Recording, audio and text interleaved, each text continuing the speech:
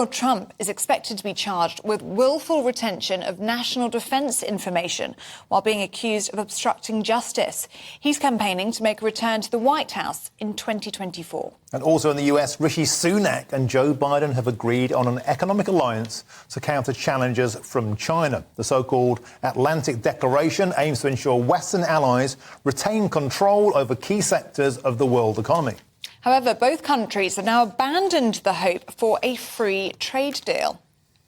Well, joining us now is former Labour advisor and associate editor of Labour Uncut, Kevin Meagher. Top of the morning to you, Kevin. So the Tories promised a full fat trade agreement in their 2019 manifesto. Doesn't feel like that. Has Rishi come home with the bacon, or is this a bit of a pig with lipstick? It's a long way short of a free trade agreement. That's clear. I think the ambition in 2019 in the Tory manifesto was probably unrealistic anyway. And I think Rishi Sunak is probably ruining what he's inherited as a commitment. Clearly, British politics has been through the ringer in the last 3 or 4 years. And Rishi Sunak is 2 prime ministers on from the Prime Minister, Boris Johnson, who made that commitment in the Tory manifesto. What he's managed to get in this Atlantic Declaration, I think, is build a rapport with President Biden, who he seems to get on with very well.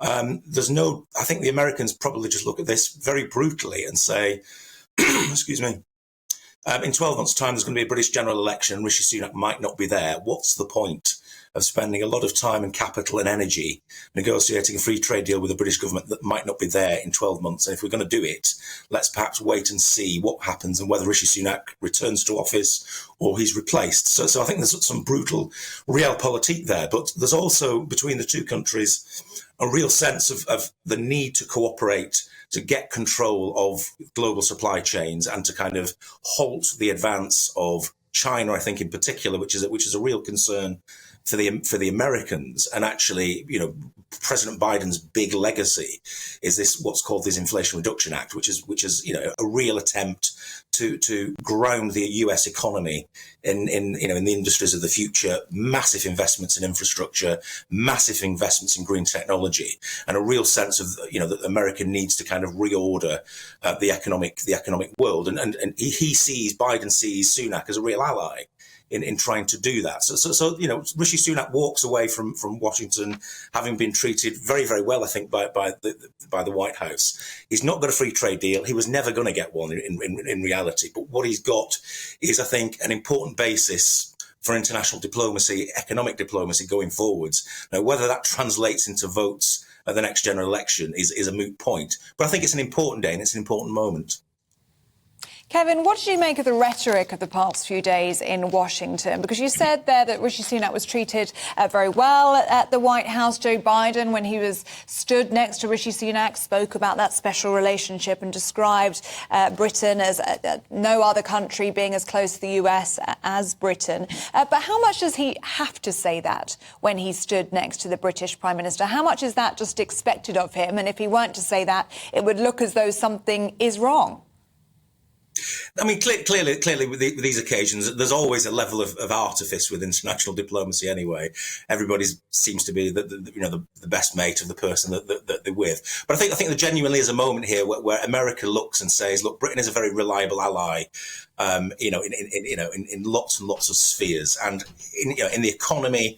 When we're looking at international supply chains, when there is this, in a sense of kind of an economic Cold War that's starting to emerge between the West and China, that America wants to make sure that it and the West stay in pole position. So it naturally looks to Britain as an ally to help to do that. So I think it is a significant moment. We're on twin tracks here. Rishi Sunak's getting a lot of criticism for this is not the free trade deal that you explicitly promised in your Tory manifesto. That's true. This is something else. It's similar in a sense to the AUKUS deal with Australia about nuclear submarines. It's more looking at old international alliances in the West. Can they be re-energized and repurposed for what is a big economic threat in China? And where China is an economic threat, they don't want it to become a political threat. a diplomatic threat or a military threat. So there's a real sense to say, can we get our house in order as the West? Can we look at bringing some of our industries back on shore, which is what Biden has been so focused on doing, with great success so far. This is an extension of very much of that approach. Let's get to the numbers, though. The brass tacks, the brutal brass tacks, are quite simple. This is a £92 million trade deal. That's only 2/3 of what the UK gives in foreign aid to Nigeria in 1 year. It's focused ostensibly on electric batteries, on solar energies, and that means that British companies can sell into America with this preferential £3,000 equivalent tax credit. This is a deal that favours America. It doesn't favour British business in general. It's about green renewables. Here we go again. We know that that's a common theme between these two governments. But here's my question to you. It's one thing to sit around, Kev, and criticise Rishi Sunak, but what would Labour do any differently? Well, Rachel Reeves, the Shadow Chancellor, was over in Washington in America just last week, meeting a lot of people in the Biden administration to basically look at what he's doing in terms of this Inflation Reduction Act, and to try and produce a British version of it, which is again about big focus on infrastructure, investment in industries of the future, particularly around refitting, decarbonising our economies and refitting, our energy supply for the future challenges. So Labour is looking at Biden saying, actually, look, there's some pretty big meaty stuff that the Americans are doing. Can we do something similar?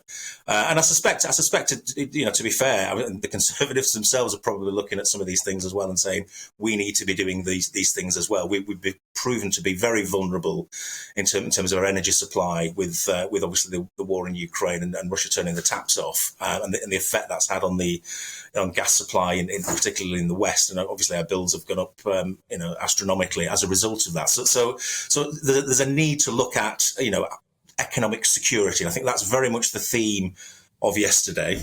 Very much the theme of this Atlantic Declaration is about economic security and keeping the West in pole position in these very important industries and these very important supply chains and the minerals that are needed for so many of our components, for our technologies, to make sure that we're alive to the growing threat that China poses. OK, Kevin Meagher, thank you for your input this morning. That was excellent. Appreciate it.